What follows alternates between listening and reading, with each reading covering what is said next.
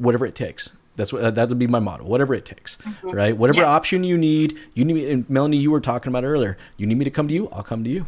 You want me to meet you at work? I'll meet you at Right. work.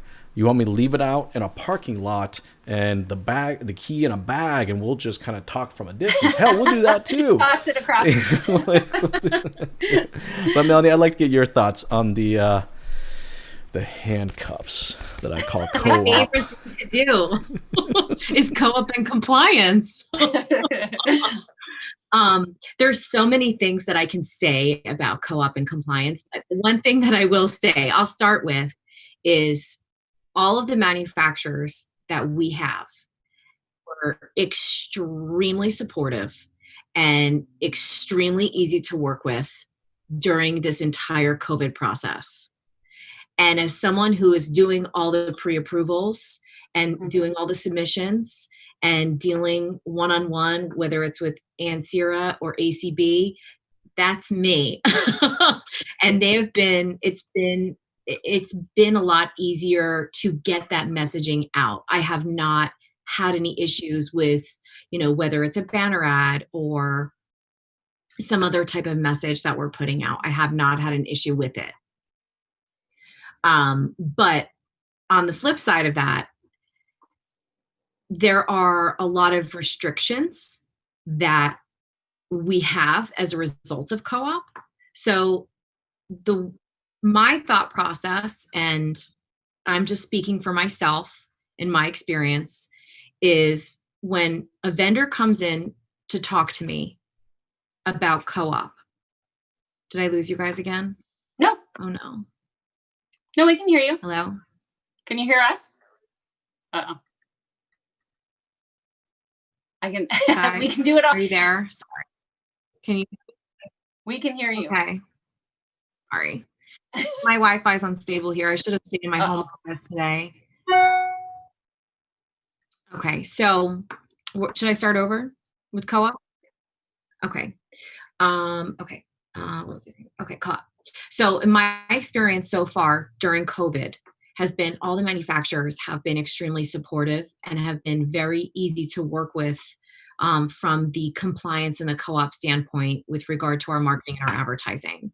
So the normal kickbacks that I would get for any sort of, font or spacing or, not having the proper image or whatever, I haven't really been receiving that for the last few months. But I also have a different thought process. As well with regard to co-op, because the way that I see it is it's really the owner's money. And a lot of times I get phone calls from vendors that are part of a manufacturer program, and they're constantly talking to me about co-op money. And I just want to be like, please stop.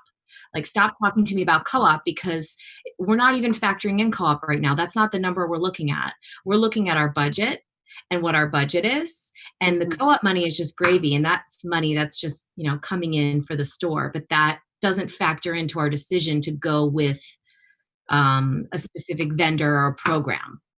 But with all that being said, co-op is definitely, up until the COVID experience, has been very redundant and monotonous, and it's very time consuming. And I do it for all of our stores, and it takes up a big percentage of my time when we're actively doing media buys, at the beginning of the month and submitting everything from the previous month and so on and so forth. But I think that dealerships will find that if they start incorporating different messaging into their strategy, whether it's them doing it with their agency or working with a vendor to put some of the messaging about community, to put the messaging on about, the options that they have, that the dealership is open, that they offer pickup and drop off, and you could do curbside deliveries. The manufacturers are going to be all for it because they want to sell cars. Yeah. So I do think that they're going to be okay with it, to incorporate some of that messaging into it. Well, I hope that's the case, and I hope it continues to be that case. And like I said, I mean, our industry has gone through such a shift and a change, and we've had to adapt really quickly. And I just hope, and I'm just praying that snowball effect of change doesn't stop and that it continues. I know I know we're running a little bit out of time. I know we wanted to talk a little bit about the vendor-client relationship. But I think what we talked about is almost kind of the same thing. I mean, if I'm on the other side of the table right now, the vendors that be coming to me, I want to know that there's options. Like I want to know that and you're don't you flexible think to work also, with. I think also, I'll be quick on this with the vendors, but that they truly care about you and your business. I think that's what it really is. Like the folks that I work with, Melanie and I have laughed about this offline, and my clients know this right now. I hand select the clients that I work with, and like, how lucky am I to do that? But they have to really connect with me on a personal level, because I want to feel like I'm excited to help all of these vendors get to the next level. And if you don't feel that way, then it's just not there, at least for me. Like I can't fake it.